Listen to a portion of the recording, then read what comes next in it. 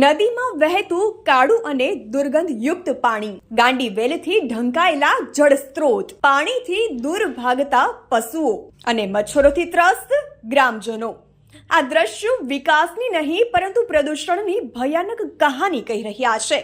રાજકોટ શહેરના વિકાસ અને ઉદ્યોગોની ચમક પાછળ એક કડવી હકીકત છુપાયેલી છે, જ્યાં વાજડીગઢ, વેઝા ગામ, વડવાજડી, ન્યારા અને ખંભાળા સહિત નદીકાંઠાના 12 થી 15 જેટલા ગામોના લોકો વર્ષોથી ભયાનક પ્રદૂષણનો માર સહન કરી રહ્યા છે।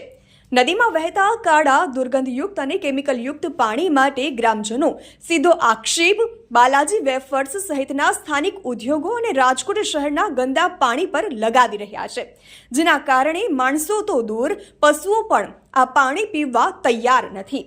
ઉદ્યોગોમાંથી નીકળતા કેમિકલયુક્ત પાણી, તેલયુક્ત કચરો અને ગાંડીવેલના સામ્રાજ્યના લીધે ગામોમાં અસહ્ય મચ્છરોનો ઉપદ્રવ, ચામડીના ગંભીર રોગો અને પશુઓના મોતના કિસ્સાઓ સામે આવ્યા છે। એટલું જ નહીં, પ્રદૂષિત પાણીના લીધે હવે લોકોને પીવાનું પાણી પણ ખરીદીને લાવવા માટે મજબૂર થવું પડ્યું છે। આ ગંભીર પરિસ્થિતિ વચ્ચે ગાંડીવેલમાં આશરો લેતા અજગર જેવા જંગલી જાનવરો હવે માલધારીઓના પશુઓ પર પણ હુમલા કરી રહ્યા છે, પરંતુ સ્થાનિકો અને સરપંચના આક્રોશ છતાં જવાબદાર તંત્ર એટલે કે રૂડા અને જીપીસીબી ઘોર નિંદ્રામાં હોય તેમ કોઈ જ અસરકારક કાર્યવાહી કરવામાં નથી આવી। ત્યારે હવે જોવાનું એ રહેશે કે એક તરફ પર્યાવરણ અને સ્વચ્છતાના મોટા દાવાઓ કરતી સરકાર આ ગામડાઓની વેદના સાંભળી પ્રદૂષણ ફેલાવતા ઉદ્યોગો સામે ક્યારે કડક પગલાં ભરે છે। હું કિશોરભાઈ દાદલ, રાજુલા તાલુકાનું કાતર ગામ છે મારું। હું અહીં આવ્યો। હવે મને જો ખબર પડતી હોય આ બધી કે ભાઈ આટલો બધો ત્રાસ છે, આ મજૂરોનો સાંભળીએ,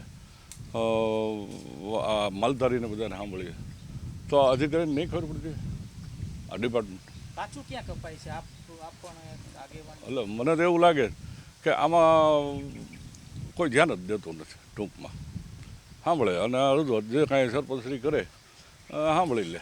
એવું લાગે છે ક્યાંક ને ક્યાંક શહેરી વિસ્તારને જ વધારે પ્રાથમિકતા, ગ્રામ્ય વિસ્તારની તો પૂરી કઠણાઈ છે।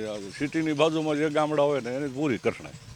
હવે રાતે જો દિવસ હાથમાં નીકળો ને તમે તો આમ આડા આવડા હાથ જ ફેરવા કરવાના, એટલી બધી જેવાય। હા બસ એવું છે। વાજડીગઢની સ્થિતિ અત્યારે એવી છે કે સાંજે તમે અટલ સરોવરથી આ રોડ ઉપર આવો ને, તમે ચશ્મા પહેર્યા વગર કે રૂમાલ બાંધ્યા વગર તમે આવી નથી શકતા। બીજું પાણીની સિચ્યુએશન એટલી ખરાબ છે કે કેમિકલવાળું એટલું પાણી આવે છે કે તમે જુઓ નદી કિનારે કોઈ તમને જાનવર પાણી પીતું જોવા નહીં મળે। અને આ પાણી છે ને જમીનના તળમાં ઉતરું છે। ખેતીમાં આ પાણી જે અત્યારે જે નુકસાન, જેમ જેતપુરમાં જેમ સાડીના કારખાનાનું પાણી પ્રદૂષિત નડતું હતું, એમ એ જ સિસ્ટમ અહીંયા થઈ ગઈ છે। સેમ પોઝિશન અહીંયા છે કે તળમાં એ ખરાબ પાણી આવવા માંડ્યું છે। જ્યાં આપણે કેમ રાજકોટ સિટીમાં હોય અને ગટરનું પાણી ભળી જાય અને નળમાં આવે તો સિચ્યુએશન ખરાબ થઈ જાય, એમ અહીંયા જે આ નદીનું પાણી આ તળમાં આવી ગયું છે અને પાણી પીવા લાયક જ નથી રહેતું। નદીમાં અજગર છે, તમે જુઓ નદી કાંઠે લગભગ તમને કોઈ જોવા જ નહીં મળે। એનું કારણ છે ગામવાળાને બધાને ખબર પડી જાય કે સરીસૃપ પાણી એક અજગર છે, ઝેરી સાપ છે, એ બધી વસ્તુ ત્યાં રહે જ છે। તો ગામને નદી કિનારે તમને કોઈ વ્યક્તિએ જોવા નહીં મળે આના બીકના હિસાબે। સ્થિતિની વાત કરીએ ને તો પીવાના પાણીના હિસાબે સ્કિનના બહુ પ્રશ્ન છે, અને સ્કિનના પ્રશ્નો એવા એટલે કે માણસોને મહિનો દિવસ બહારથી લઈ આવ્યા, આદિવાસી હોય કે કોઈ પણ કામ હોય, મજૂર લઈ આવ્યા હોય, 1 મહિનો રહે અને એનો મહિનો પૂરો થાય એટલે વયા જાય, વળી અમારે બીજો મજૂર ગોતવાનો। એની વાત એ સાચી છે, પીવાનું પાણી ન હોય ને સાંજ થાય ને સવાર થાય મચ્છર હોય એટલે અમારે આવતા નથી। મહેમાન આવે તો એ સાંજે વયા જાય। સાંજના અમે કોઈ ફંક્શનનું કામે સાંજે અમે કરી શકતા નથી મચ્છરના ને એના હિસાબે, એટલે એ પ્રશ્ન અમારા બહુ મોટો છે। ખાસ તો ગામમાં કેટલી વસ્તી છે? ગામમાં અમારે કંઈક 1200 માણસની વસ્તી છે અત્યારે અહીંયા। આ નિયારી એક ડેમથી ચાલુ કરો તો આમ ઠેઠ ખંભાળા નિયારા સુધીના જે કાંઈ નદી કાંઠાના ગામ આવતા હોય એ આમ ઢોકળિયા આવે ને આમ છેલ્લે અટલ સરોવર સુધી આ મચ્છરનો ને બધો ત્રાસ છે ને આ પાણીનો આ ત્રાસ છે। આ પાણી અમે સાંજે કોઈ પણ વાસણમાં ભરીએ કે સવારે એ પાણી ખરાબ થઈ ગયું હોય, જીવાત થઈ ગઈ હોય। રજૂઆત અમારે સરપંચે રજૂઆત કરવા જાય, તાલુકા પંચાયતમાં કરે, જિલ્લા પંચાયતમાં કરે, એ લોકો પછી ઉપર આ જે પ્રદૂષણ બોર્ડમાં જ્યાં રજૂઆત કરતા હોય ત્યાં પરિણામ નથી આવ્યું। રજૂઆત કરેલી છે નો ડાઉટ. હારે આવે સરપંચ એટલી મહેનત કરે છે કે જે તે ડિપાર્ટમેન્ટમાં જ્યાં એના લેવલે રજૂઆત થતી હોય ત્યાં કરે આવે, પણ પરિણામ નથી આવતું કાંઈ. પ્રદૂષણ બોર્ડની મિલીભગત હોય યા ઉદ્યોગપતિઓની મિલીભગત હોય, કોઈ પણ કારણોસર પાણી અહીંયા આવે છે એ હકીકત છે.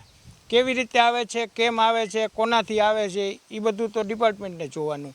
ખાસ તો અમારા ગામમાં ખરેખર આ ડેડ વોટર જે આવે છે એના કારણે એટલું બધું ત્રાસ છે કે કેમિકલયુક્ત પાણી આવે, પ્લસ રાજકોટનું જે ગટરનું પાણી છે એ જ પાણી બધું અહીં ભેગું થાય છે. અને અમારા આજુબાજુના અહીંથી 12 થી 15 ગામ કોઈ રહી શકે એવી પરિસ્થિતિ નથી અત્યારે, એવી હાલત ખરાબ છે.